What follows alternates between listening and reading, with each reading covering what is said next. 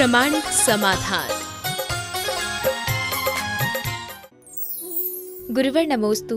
पंचम काल में रिद्धिधारी एवं केवली मुनि अदृश्य हैं, तो वर्तमान के मुनिराज इतनी तपस्या क्यों करते हैं? देखो, ऐसा है कि हम रिद्धि पाने के लिए तपस्या कर रहे होते तो तुम्हारा सवाल सही था। हम न रिद्धि के लिए तपस्या कर रहे हैं, न सिद्धि के लिए तपस्या कर रहे हैं, और न ही प्रसिद्धि के लिए कर रहे हैं। ध्यान से सुनना, न रिद्धि के लिए, न सिद्धि के लिए, न प्रसिद्धि के लिए। किसके लिए कर रहे हैं? शुद्धि के लिए कर रहे हैं। जब पल पल हमारी शुद्धि हो रही है, तपस्या से आत्मा की शुद्धि होती है, जीवन में निखार आता है, तब जीवन को निखारने का कीमिया है, हम उसके लिए तपस्या कर रहे हैं।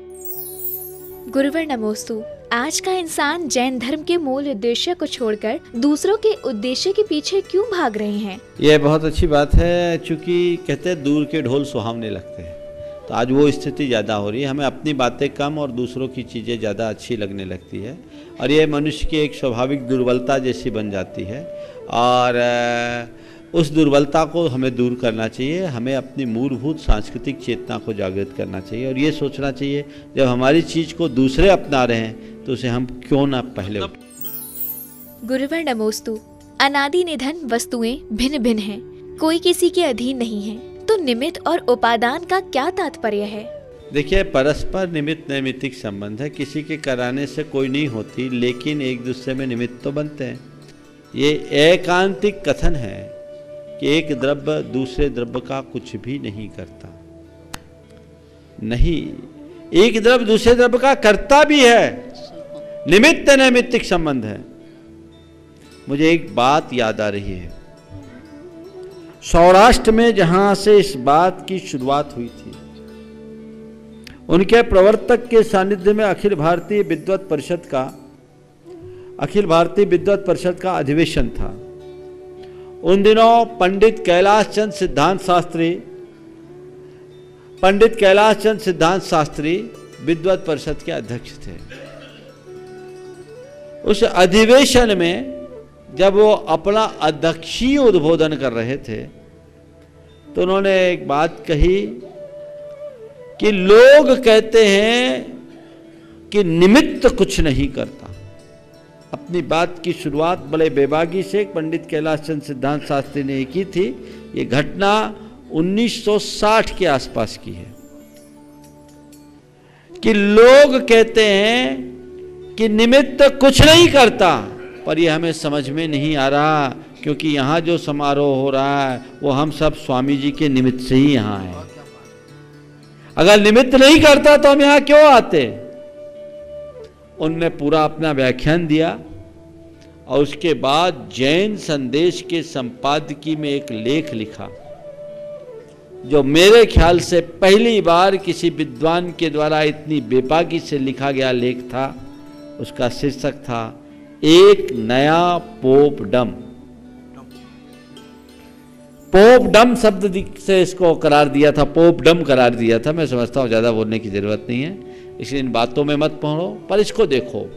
मुझसे एक बार एक व्यक्ति ने सवाल किया कि महाराज, एक द्रव्य दूसरे द्रव्य का करता है? हमने कहा नहीं, करता नहीं है। मेरे इस अप्रत्याशित उत्तर सुनकर के वो आदमी एकदम चकरा गया कि ये प्रमाण सागर जी ऐसे करे, एक द्रव्य दूसरे द्रव्य का कुछ नहीं करता। बोले नहीं करता। बोले महाराज नहीं करता? बोले हाँ नहीं करता। आप बोल रहे हो? बोले हाँ बोल रहा हूं। बोले देखो, मैं अनेकांत का उपासक हूं। मेरी दृष्टि में एक द्रव्य दूसरे द्रव्य का कुछ नहीं करता, और एक द्रव्य दूसरे द्रव्य का कुछ करता भी है। इन दोनों को मैं अपना करके चलता हूं, और मैं आप सबसे भी ये कहना चाहता हूं, इन दोनों को आत्मसात करो। निमित्त कुछ नहीं करता और निमित्त से कुछ होता है, दोनों बातों को सामने रखो। जब आप किसी का कुछ अच्छा करो, ध्यान से सुनो, जब आप किसी का कुछ अच्छा करो, सोचो निमित्त कुछ नहीं करता, मैं तो निमित्त हूं, जो कुछ हुआ उसके उपादान से हुआ। कर्ता बुद्धि अपने ऊपर मत लो। कोई दूसरा तुम्हारे साथ अच्छा करे, जीवन भर कृतज्ञ बने रहो, ये जो कुछ हुआ उसके ही निमित्त से हुआ। तुम कभी किसी से बुरा करो तो मैं उसके बुरा में निमित्त बनाओ, हे भगवान मेरा ये पाप मिथ्या हो, अंतिम क्षण तक याद करो। और कोई तुम्हारा बुरा करने को आए, निमित्त मेरा क्या बिगाड़ सकता है। जीवन में स्थिरता बनाए रखो, सारी जिंदगी अध्यात्म का रस मिलेगा, अन्यथा केवल निश्चय व्यवहार के झगड़े में उलझकर रह जाओ। गुरुवर नमोस्तु। कुसंस्कारित जन्मे बालक के लिए गर्भवती महिला को क्या उपाय करना चाहिए? देखिए, गर्भ संस्कार की हमारे शास्त्रों में व्यवस्था है और ये मुझे बड़ी प्रसन्नता है कि अब जैन समाज में काफ़ी जागरूकता आई है और गर्भ संस्कार के ऊपर कुछ पुस्तकें भी लिखी गई। डॉक्टर गीतांजलि साहा है आपके मुंबई में, और एक बहन जी इंदौर में अभी एक किताब भी आई थी, नाम मैं भूल रहा हूँ, किताब मेरे पास है, छोटी सी पुस्तक है। वो गर्भवती स्त्रियों के गर्भ संस्कार का कार्यक्रम करते हैं और भी बहुत सारी बहनें कर रही हैं। कुछ को मैंने भी उत्साहित किया है कि ये जो गर्भवती स्त्रियां हैं उनके ऊपर गर्भ संस्कार का आरोपण करना चाहिए। वैदिक परंपरा में भी है। तो जो भी नव दंपति के हैं, यहाँ जैसे कोई गर्भवती हो तो इस तरह का कार्यक्रम हो, और हमारे यहाँ जो गर्भान्वय की पूरी क्रियाएं बताई गई है उनके सारे मंत्रोच्चार के साथ 1 दिन 2 दिन का कार्यक्रम होता है। फिर समय समय पर उनको और ट्रीटमेंट दिया जाता है। तो उससे आप एक योग्य संतान की जन्मदाता होने का सौभाग्य प्राप्त कर सकोगे। आने वाली पीढ़ी पुष्ट, प्रौढ़, पराक्रमी और प्रभावी बन पाएगी, धर्मी बन पाएगी। ये इसको प्रवर्तित करना चाहिए, इसे बहुत अच्छे तरीके से करना चाहिए। वो नाम मैं भूल रहा हूँ, कल आप उसके नाम की सूचना पूरे देश के लोगों को दे दीजिए। और मैं कुछ बहनों को भी, मेरे पास आई थी डॉक्टर नीलम और डॉक्टर रेखा, मैंने उनसे भी कहा था कि तुम लोग इस दिशा में भी काम करो तो हमारे समाज के बहुत लोगों का भला होगा। गुरुओं का आशीर्वाद उसमें मिलता है। चूँकि ये लौकिक क्रियाएँ हैं तो इसमें त्यागी, व्रती और गृहस्थ ही ज़्यादा अच्छे से कार्य कर सकते हैं। ये हम लोगों के ज्यूरिडिक्शन से कुछ बाहर का कार्य दिखता है, लेकिन गुरुओं के सानिध्य या उनकी साक्षी में इस तरह का कार्य हो तो इसमें कोई बुराई नहीं। पंच कल्याणकों में भी इस तरह के कार्यक्रम होना चाहिए। एक किसी ने मेरे सामने सुझाव रखा था, एक विद्वान ने, कि पंच कल्याणक में गर्भ कल्याणक के 2 दिन होते हैं तो हर गर्भ कल्याणक में एक ऐसा कार्यक्रम जोड़ लिया जाए तो 4 चांद लग जाए और हमारी समाज की छटा बदल जाए। आपने बहुत अच्छा प्रस्ताव रखा है और ज़रूर इस तरह का कार्य करना चाहिए। शास्त्र पढ़ने के लिए आप आर्यिका विज्ञानमती जी की पुस्तक है संस्कार मंजूषा, बहुत अच्छी कृति। पुराण पुरुषों के चरित्र ग्रंथों को पढ़ें, आदि पुराण पढ़ें, हरिवंश पुराण पढ़ें, पांडव पुराण पढ़ें, श्रीपाल के चरित्र को पढ़ें, सैनिक के चरित्र को पढ़ें, महापुरुषों के चरित्र को पढ़ें। उनके जीवनचर्या से कुछ सीखने की कोशिश करें, तनाव मुक्त जीवन जिएं और अपनी जीवन शैली में सात्विकता लाएं।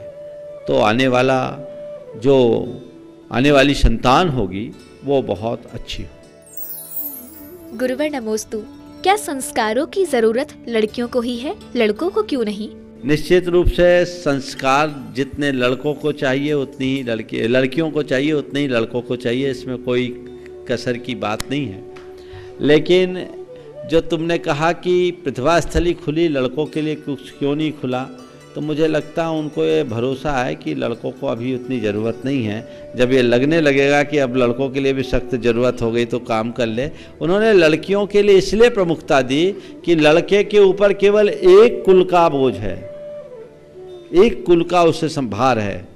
लड़कियों के लिए उभय कुल विवर्धिनी कहा है, उसे 2 कुल को संभालना है। और उनने ये सोचा अगर लड़कियां सुधर जाएगी तो अपने को तो सुधार ही लेगी। आधा नियंत्रण तो उनको होता है। संस्कारित लड़की जिस घर में जाएगी सबको लाइन पर लगा देगी। हाँ, उनमें इतनी ताकत होती है। लड़के सामने वाले को बदल पाए इसकी संभावना कम होती है, लेकिन लड़कियां बदल ले ये बड़ी सहज बात होती है।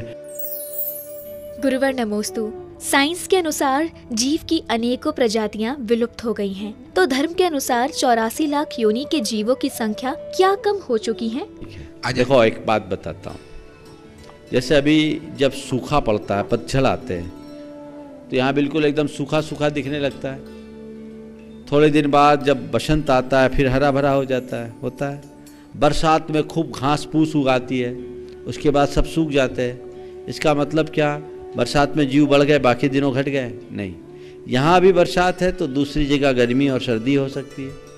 यहाँ यदि सर्दी गर्मी है तो दूसरी जगह बरसात या गर्मी हो सकती है। तो इसी तरह ये प्रकृति का नियम होता है।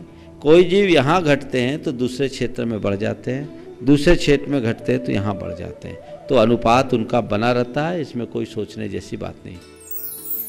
गुरुवर नमोस्तु। विज्ञान के अनुसार आदि मानव पहले हुए हैं, जैन धर्म के अनुसार भगवान आदिनाथ पहले हुए थे, तो दोनों बातों की सत्यता क्या है? तुम्हें जो कोर्स में पढ़ाया जाता है उनकी पहुंच ज़्यादा आगे तक नहीं है। वो डार्विन के गुणात्मक विकास के सिद्धांत को लेकर के चलते हैं। वो सिद्धांत एक अपनी कल्पना के आधार पर विकसित सिद्धांत है और उनके हिसाब से पृथ्वी की एक उत्पत्ति भी। जैन धर्म कहता है पृथ्वी की उत्पत्ति नहीं, पृथ्वी, ये धरती, ये सारा संसार अनादि से है, न कभी उत्पन्न हुआ है न कभी नष्ट होगा, अनादि से है और अनंत काल तक बना रहेगा। समझ गए? इसलिए इसमें हमारे धर्म की उत्पत्ति भगवान ऋषभदेव से हुई, आदिनाथ भगवान से हुई। आदिनाथ भगवान के हम लोग संतान हैं। इस दृष्टि से यदि हम कहें तो इस मनु संस्कृति को विकसित करने वाले, मानवीय संस्कृति को विकसित करने वाले, मानवीय सभ्यता को विकसित करने वाले भगवान ऋषभदेव ही हमारे आदि मानव थे और धीरे धीरे हमारी पूरी सभ्यता का विकास हुआ। लेकिन जैसा विज्ञान मानता है जैन धर्म के अनुसार वैसी व्यवस्था नहीं है। गुरुवर नमोस्तु। जब अंजन चोर के सभी कर्म बुरे थे फिर भी वो निरंजन हुए, तो क्या उनके बुरे कर्म उदय में नहीं आए होंगे? देखिए, बात बहुत समझने की है। मनुष्य अपने अज्ञान अवस्था में पाप बांधता है, कर्म बांधता है, लेकिन ज्ञान में ऐसी शक्ति है कि अनंत जन्मों में बंधे हुए कर्म को एक झटके में समाप्त कर दे। अंजन भटका था, पाप में रत था, निश्चय था पाप बांधा, लेकिन यही आत्मा की शक्ति की महिमा का बोध होता है कि आत्मा जाग जाए तो एक पल लगता है। जैसे तृणों के ढेर को एक छोटी सी चिंगारी भस्म कर देती है, ऐसे ही अनंत जन्मों के कर्म को ध्यान की नन्ही सी तेज से कणिका मात्र से भस्म किया जा सकता है। तो अंजन कर्म को भोगा, लेकिन पर रूप परिणमा कर अपनी तपस्या के बल पर उनकी सारी निर्जरा उनने कर ली, कर्म को खपा दिया। अतः हमें एक सीख लेना चाहिए, गलत काम करना नहीं, पाप करना नहीं, और कदाचित पाप हो जाए, जैसे उसका बोध हो जागो और उसे साफ करने के लिए प्रयत्नशील हो जाओ। बहुत तेरे कर्म हमारे पल में नष्ट हो सकते हैं। गुरुवर नमोस्तु। असहाय व्यक्ति मंदिर दर्शन को नहीं जा सकता है, तो क्या वह मंदिर के शिखर को देखकर पूजा कर सकता है? देव दर्शन में चैतन्य नहीं आता। देव दर्शन में तो जिनबिंब आना चाहिए, जिन प्रतिमा आना चाहिए। हमारे आचार्य कुंद ने दर्शन के 3 रूप बताए। एगम जिनस् रूपम, बीयम उक्किट सावयानम तु, अवरठयान तय्यम, चौथ लिंग दंसनम नत्थि। पहला जिनेंद्र भगवान का रूप, यथाजात मुद्रा, दिगंबर मुनि या भगवान का बिंब है। दूसरा उत्कृष्ट शावक, एलक क्षुल्लक। तीसरा अवर स्थान में स्थित आरिका। इसके अलावा चौथा कोई लिंग दर्शन नहीं है। और उन्होंने दर्शन की व्याख्या करते हुए कहा, दर्शन क्या है? जो दंसई मोक्षमग्गम सम्मतम संयमम सुधम्मम च, जो मोक्ष मार्ग को दिखाए, सम्यक्त संयम और सुधर्म को दिखाए, उसका नाम दर्शन है। तो ऐसे दर्शन की दृष्टि से देखा जाए तो मंदिर के शिखर के दर्शन को आप देव दर्शन के नियम का विकल्प नहीं बना सकते। कई लोग हैं, दूर से मानस्तंभ की झलक हो गई, मंदिर का शिखर हो दिख गया तो हमारे लिए दर्शन हो गए। ये मेरी राय में गली निकालने जैसा। निश्चित वो आयतन है, नवदेवता में मंदिर को लिया है, लेकिन वो दर्शन के विकल्प के रूप में नहीं रखा जा सकता। इसलिए मेरी राय में जिनका भी दर्शन का नियम है उन्हें बिंब दर्शन जरूर करना चाहिए। गुरुवर नमोस्तु। अंतराय कर्म का प्रबल उदय होने से उससे छुटकारा कैसे पाया जाए? शास्त्रों में अंतराय के बंध का कारण और अंतराय के निवारण के उपाय में एक ही निमित्त को बताया। जिन पूजा में विघ्न डालने से घोर अंतराय कर्म का बंध होता है, देव द्रव्य का उपभोग करने से घोर अंतराय कर्म का बंध होता है, और जिन पूजा करने से, अभिषेक करने से और पात्र को दान देने से अंतराय कर्म टलता है। तो जिनके लिए भी अंतराय कर्म आड़े आ रहे हैं, वे उसके निवारण के लिए श्रद्धा भक्ति के साथ जिन नाम स्मरण, जिन पूजन, जिन बंधन, भगवान का अभिषेक और शक्ति के अनुरूप दान देने की प्रक्रिया में लगे, इससे तुम्हारा अंतराय टलेगा। प्राय जब अंतराय कर्म का उदय होता है, लोग प्रमादी बन जाते और ऐसे कार्यों से दूर हो जाते हैं, तो उनकी दशा और बिगड़ती जाती है। इसलिए अपनी दशा को संभालना चाहते हैं तो इस रूप अपने जीवन को ढालिए। गुरुवर नमोस्तु। कारोबार और रिश्तों में नुकसान सहने की क्षमता हो और वो ही मुनाफा कमा सकता है, तो हम युवा वर्ग को किन किन बातों का ध्यान रखना चाहिए? देखिए, बात एक दृष्टि से सही है। जिन्हें नुकसान सहने की क्षमता हो वही मुनाफा कमा सकता है। और इसको दूसरे शब्दों में लोग आजकल ये कहने लगे, नो रिस्क नो गेन। कुछ पाने के लिए रिस्क लेना जरूरी है, पर इसके नकारात्मक परिणाम भी आने लगे हैं। इसमें लोगों ने बड़े बड़े रिस्क लेना शुरू कर दिया, जोखिम उठाना शुरू कर दिया, और कई बार ये स्थिति आई है कि लोगों की गाड़ी एकदम रिवर्स में आ गई, वो किसी के लायक नहीं बचे।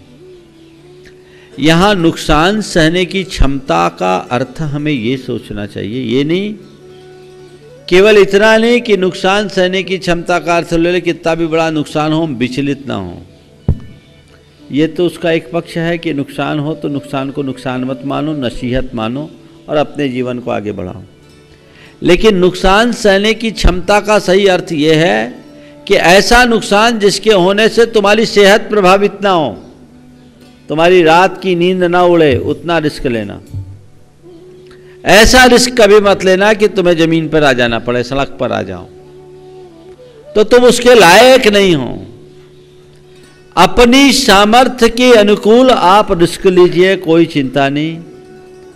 सामर्थ्य की सीमा का उल्लंघन करके यदि आप रिस्क लेंगे तो आप चारों खाने चित्त भी हो सकते हैं। इसलिए नीति विरुद्ध कहा गया इसे, और हमारे यहाँ कहा गया है कि ओवर एस्टिमेट काम कभी नहीं करना चाहिए।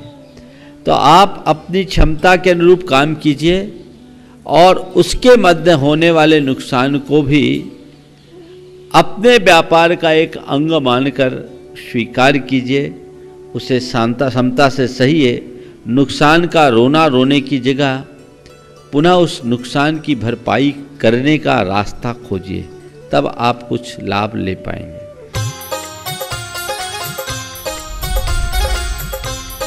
प्रामाणिक समाधान।